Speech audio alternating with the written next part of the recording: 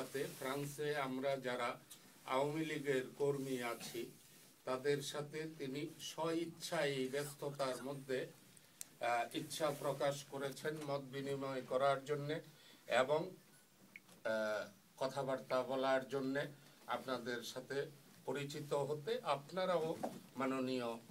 প্রতিমন্ত্রী মহোদয়ের সাথে পরিচিত হওয়ার জন্যে। সেই লক্ষ্যেই আজকে এখানে আমরা সমবেত হয়েছি। প্রতিনিধি আছেন, আপনাদের সকলকে শুভেচ্ছা জানাচ্ছি এবং আন্তরিক কৃতজ্ঞতা ও ধন্যবাদ জানাচ্ছি, কারণ আমার এই সফরটা খুবই সংক্ষিপ্ত, মাত্র দুদিনের, এবং গতকাল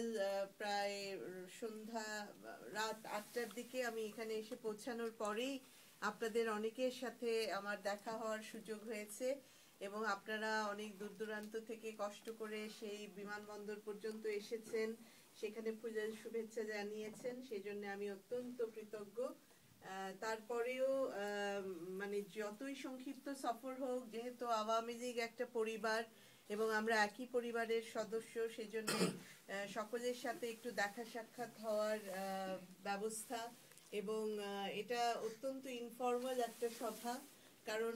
যদি আমরা সেভাবে সময় দিয়ে করতে পারতাম তাহলে হয়তো আরো অনেক বড় পরিসরে আরো অনেক মানুষ সেখানে আসার সুযোগ ঘটতো, কিন্তু তারপরেও যেহেতু সময়ের সংক্ষিপ্ততা আছে এবং আপনারাও সকলে ব্যস্ততার মধ্যেই কাটান, এবং এইটা একটা উইক ডে চলছে, যেটা বিদেশে উইকডে উইকেন্ডেরও একটা ব্যাপার থাকে, উইকেন্ড হলে যতটা সুবিধা হয় উইকডেতে সবারই কাজ থাকে, কিন্তু তারপরেও যে নেতৃবৃন্দরা এসেছিলেন তারা সবাই বলেছেন যে না, আমরাও একটু সময় করব, রাত হলেও আসবো, আলাপ আলোচনা, এবং বিশেষ করে দেশের বর্তমান যে পরিস্থিতি সেটার প্রেক্ষাপটেও সবার ভেতরে একটু কথা বলার বা বিষয়টা বিশ্লেষণ করার বা বোঝার বা জানার একটা ব্যাপার থেকে গেছে, এবং আমরা যেহেতু দেশ থেকে এসেছি সেজন্য আমাদের কাছ থেকেও আপনাদের অনেক কিছু হয়তো জানার আগ্রহ বা প্রশ্ন রয়ে গেছে, সেজন্য আপনারা সবাই কষ্ট করে এসেছেন, সেজন্য আমি অত্যন্ত আনন্দিত এবং আপনাদের প্রতি কৃতজ্ঞতা জানাচ্ছি। আসলে প্রবাসে আওয়ামী লীগের যত সংগঠন আছে বিভিন্ন দেশে, ইউরোপ, আমেরিকা, প্রত্যেকটা জায়গাতেই তারা অত্যন্ত সক্রিয় এবং দেশের চলমান যে কোনো পরিস্থিতিতে তারা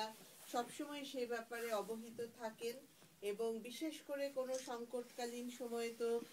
প্রবাসের আওয়ামী লীগের যে সহযোগিতা, এবং প্রধানমন্ত্রী শেখ হাসিনা যিনি আমাদের বাংলাদেশ আওয়ামী লীগেরও সভানেত্রী, তার প্রতি প্রবাসের আওয়ামী লীগের নেতৃবৃন্দদের যে সহযোগিতা সেটা নেত্রীও সবসময় কৃতজ্ঞতা ভরে স্মরণ করেন। প্রধান অতিথি আওয়ামী লীগের সাধারণ সম্পাদক আবুল কাশেম ভাই সাহেব, উপস্থিত সকল নেতৃবৃন্দ, আসসালামু আলাইকুম।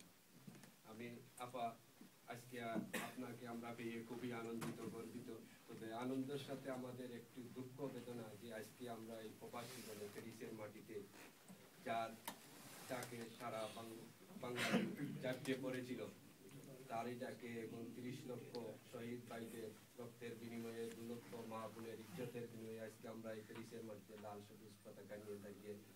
কথা বলতে পারি। কিন্তু কিছুদিন আগে, 1 মাস আগে, যে আমরা লাল সবুজ পতাকা জামাত শিবিররা চক্রান্ত করে এই পতাকা পুড়িয়ে ফেলেছে এবং আমাদের শহীদ মিনার ভেঙেছে, আমরা মুসলমান, কিন্তু আমাদের মসজিদের উপরও হামলা, মন্দিরে হামলা,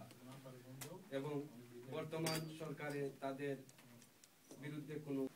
একটা অ্যাকশন বা কোনো একটা পরিকল্পনা নিচ্ছে না। এবং গত 2 দিন আগে যে পুলিশের উপরে যে হামলা, এরকম ইটের দিয়ে মাথার মধ্যে যে আঘাত করছে এবং জামাত শিবিররা, এর পিছনে রয়েছে বিএনপি বেগম খালেদা জিয়া, তিনি তাদেরকে লালিত পালিত করছেন। আমি বেগম খালেদা জিয়াকে বলছি যে আপনি যতই চেষ্টা করেন না কেন, ইনশাআল্লাহ এই যুদ্ধাপরাধীদেরকে বাঁচাতে পারবেন না, এবং বর্তমান সরকারকে আমাদের এই যুদ্ধাপরাধীদের বিচার এবং এই জামাত শিবিরের রাজনীতি নিষিদ্ধের দাবি জানাচ্ছি। জয় বাংলা, জয় বঙ্গবন্ধু। প্রত্যেকে করুক, আমি আপনি সকলে করি, প্রচার করি, অপপ্রচারের বিরুদ্ধে সেটার জবাব দেই, আমাদের সবাইকেই করতে হবে। এটা শুধু সরকার এককভাবে তো করতে পারবে, কাজে আমাদের এই ঐক্য যতদিন থাকবে, আমরা যতদিন এই বিষয়গুলোতে কমিটেড থাকবো, এই জায়গা থেকে আমাদের জয় হবে। এই জিনিসটা আমাদের থাকতে হবে, আমাদের এই মনোবল থাকতে হবে, আমাদের এই দৃঢ়তা থাকতে হবে। আমরা অল্পতেই যদি হতাশ হয়ে যাই বা যে একটু মানে বিপদ দেখলেই মনে করি যে তাহলে তো সব গেল, তা তো না। এই জায়গাগুলোতে আমাদের অবস্থানটা সুদৃঢ় করে